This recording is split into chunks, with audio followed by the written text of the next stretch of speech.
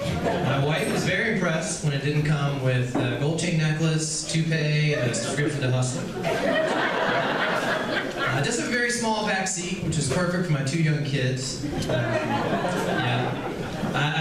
I tend to keep it that way. I've been feeding them coffee and cigarettes. Pretty sure my wife is feeding them human growth hormones, so she can quickly make me get rid of that car. I told her to be glad I didn't have to compensate, for shortfall in other areas. She told me I should have bought a faster car. I do love my kids. Anyone who has kids knows they can be a little tough to keep a conversation going with. They're the masters of the non sequitur.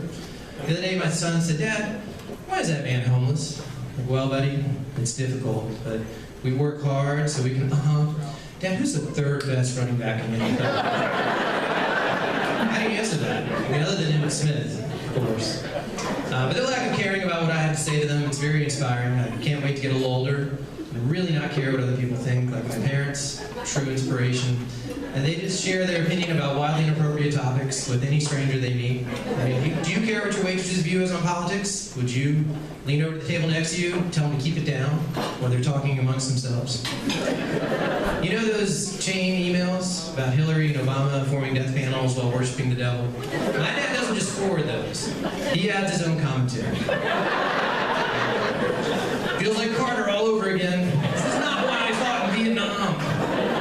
It just makes sense when you think about ISIS and Ray Lewis. Does it, Dad? Does it really make sense?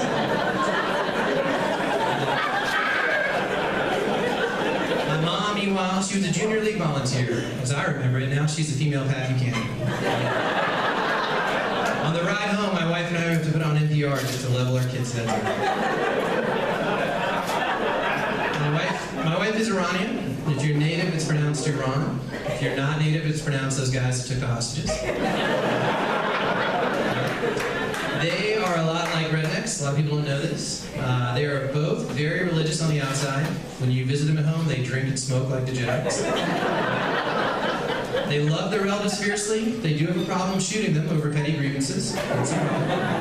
And they love long, flowery names. I'm loosely translating, but it does not get much more redneck than Prince Billy Bob Cletus Hogan of the Shiraz Cletus Hogans.